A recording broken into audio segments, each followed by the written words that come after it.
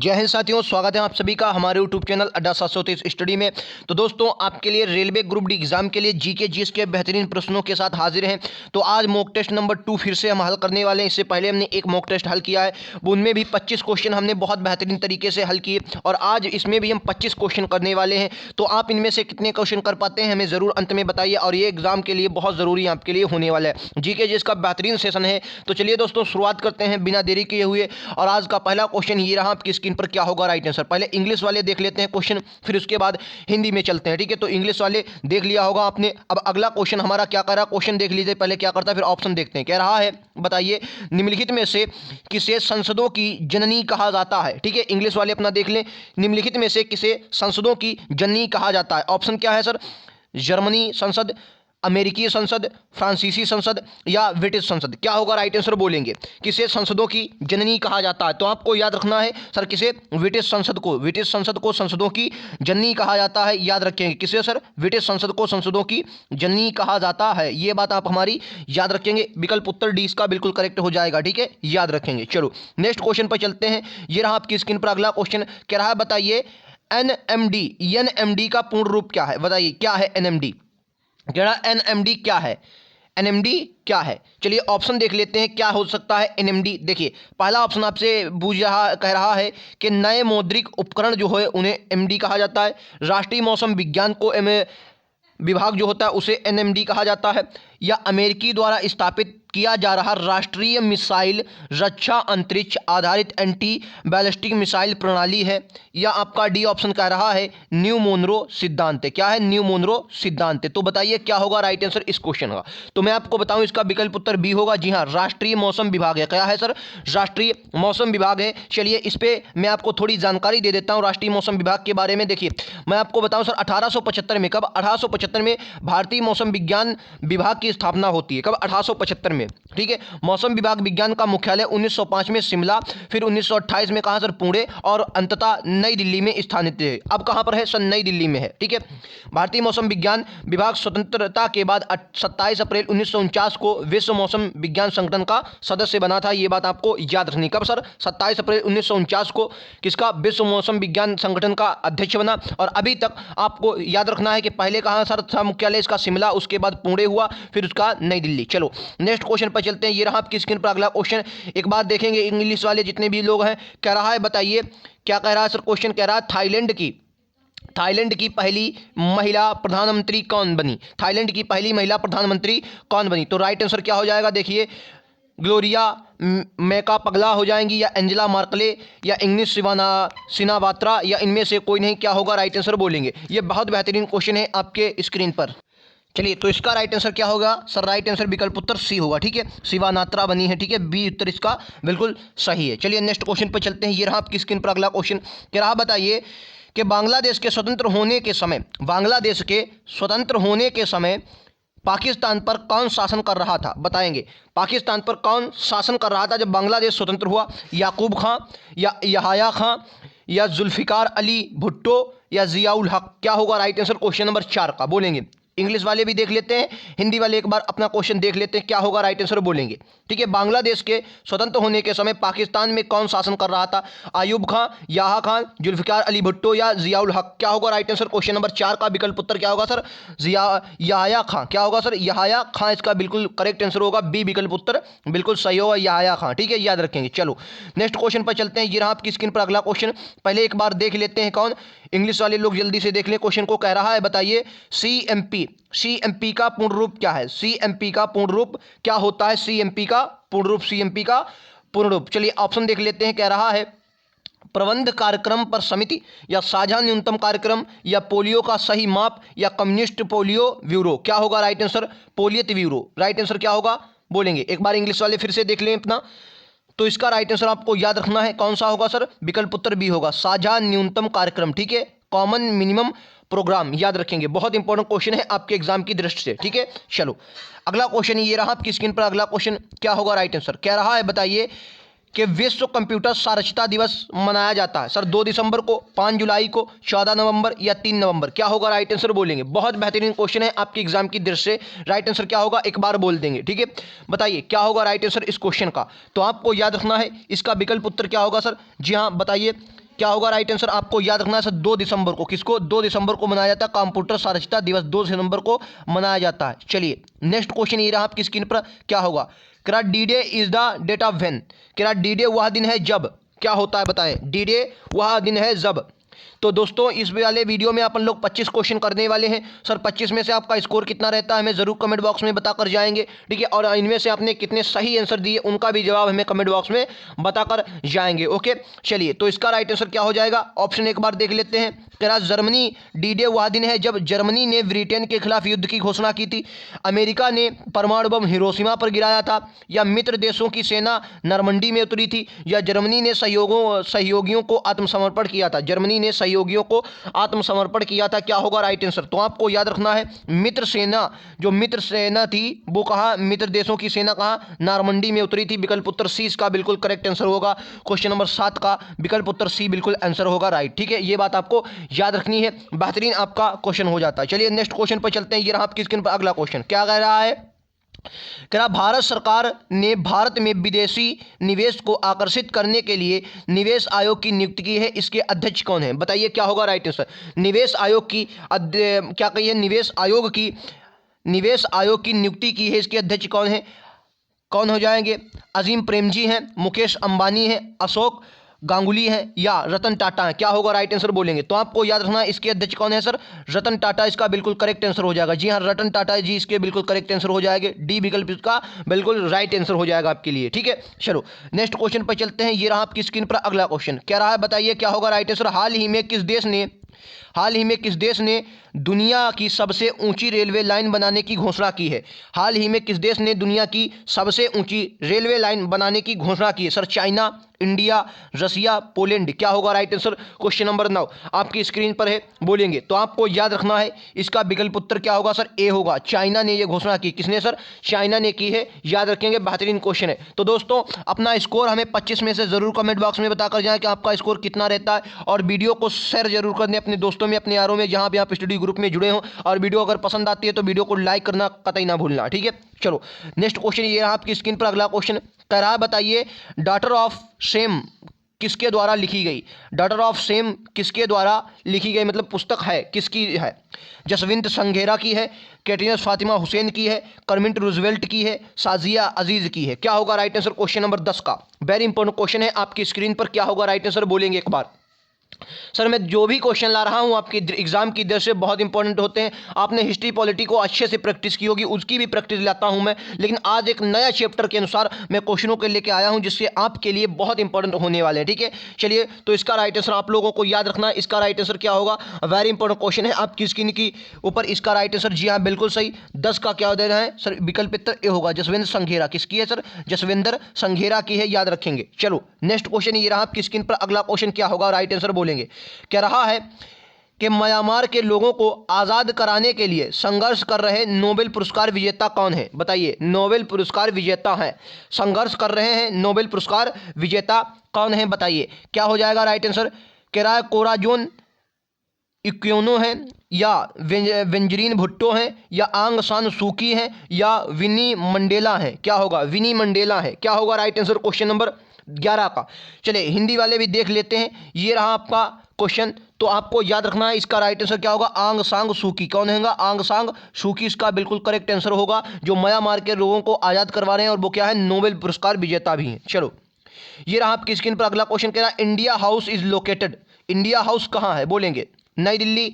India house कहाँ स्थित है? नई दिल्ली में है, कोलकाता में है, लंदन में है, न्यूयॉर्क में है। क्या होगा राइट आंसर बोलेंगे?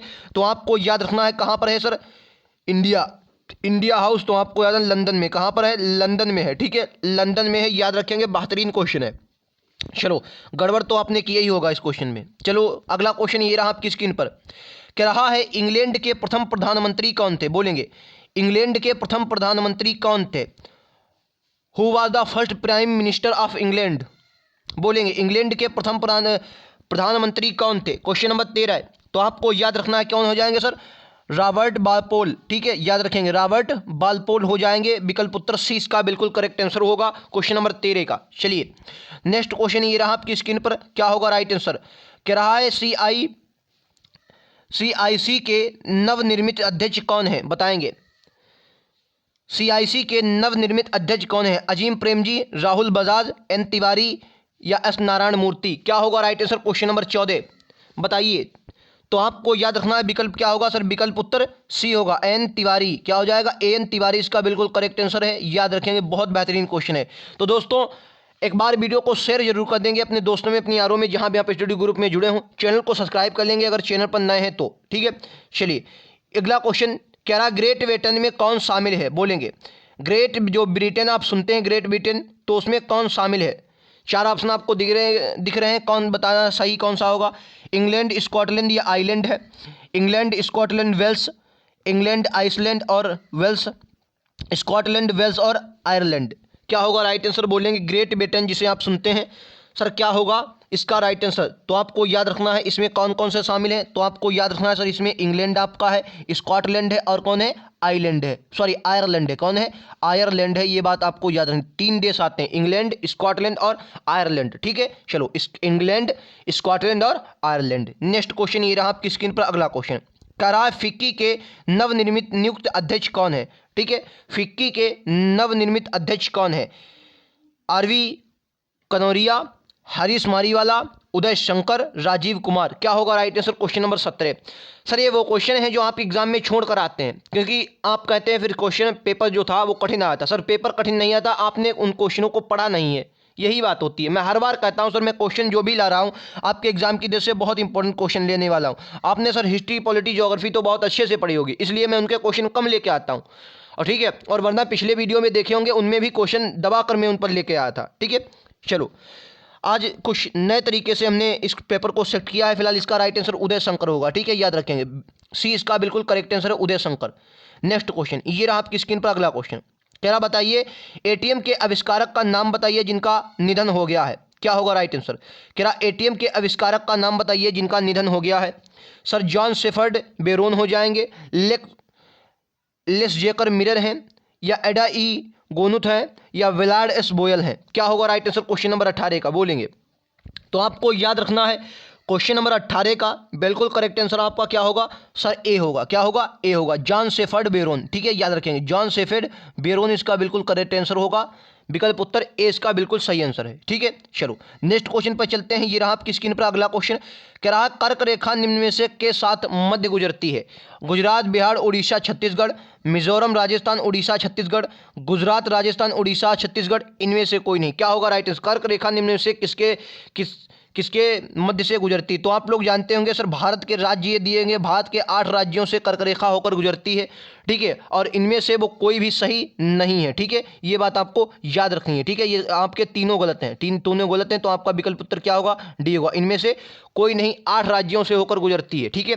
चलो नेक्स्ट क्वेश्चन पर चलते हैं। ये रहा आपकी स्क्रीन पर अगला क्वेश्चन, कह रहा किस महिला ने सबसे पहले केटू पर चढ़ाई की थी? बताएंगे किस महिला ने केटू पर सबसे पहले चढ़ाई की थी? बात करें सर केटू की, जिसे आप गॉर्डन ऑस्टिन भी कहते हैं, कहां पर है सर? ये आपको याद है काराकोरम की चोटी है, काराकोरम की, ठीक है, काराकोरम की चोटी है, ठीक है। अगर आपके एग्जाम में पूछा किसकी चोटी, तो काराकोरम। और अगर आपके एग्जाम में किस हिमालय की चोटी है, तो आपको याद है ट्रांस हिमालय का भाग है। किसका?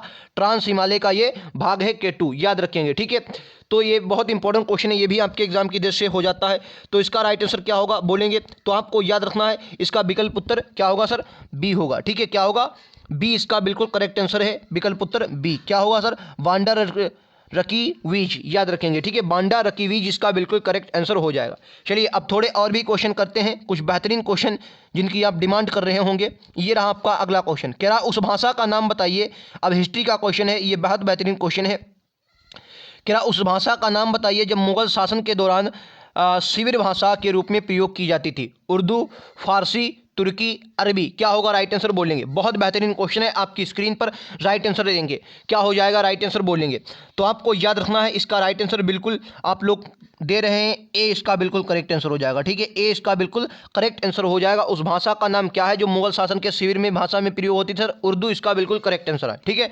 चलो नेक्स्ट क्वेश्चन पर चलते हैं। ये रहा आपकी स्क्रीन पर अगला क्वेश्चन, क्या निम्नलिखित में से किसकी स्थापना के संविधान में उल्लेखित नहीं है? ये आपसे पूछा गया, मतलब किसकी स्थापना जो है वो संविधान में उल्लेखित नहीं है। तो आप लोग जानते होंगे संविधान में जो होता है उसे हम लोग संवैधानिक कहते हैं, और जो नहीं होता उसे गैर संवैधानिक कहते हैं, ठीक है। तो आपको याद रखना है इनमें से कौन सी कह रहा है कॉन्स्टिट्यूशन में नहीं थी, संविधान में उल्लिखित नहीं है? सर वित्त आयोग, लोकसभा सचिवालय, चुनाव आयोग या राष्ट्रीय मानवाधिकार आयोग। ठीक है, देखो ऐसा होता है जो हमारे अनुच्छेद के माध्यम से रखी गई चीज़ें हैं या कोई आयोग रखा गया है उसे हम संविधानिक आयोग कहते हैं। तो आपको याद रखना है सर वित्त आयोग की चर्चा हमारे संविधान में है, चुनाव आयोग 324 में दिया है, लोक सचिवालय भी दिया, लेकिन हमारे संविधान में राष्ट्रीय मानवाधिकार पर कोई आयोग नहीं है। एक ऐसी संस्था, ये सर कानूनी विधिक जिसे कहते हैं, कानूनी संस्था, विधिक संस्था। ठीक है, आपको याद रखना है। विकल्प उत्तर क्या होगा सर? डी इसका बिल्कुल करेक्ट आंसर होगा, यानी कि चौथा इसका बिल्कुल सही आंसर होगा। चलिए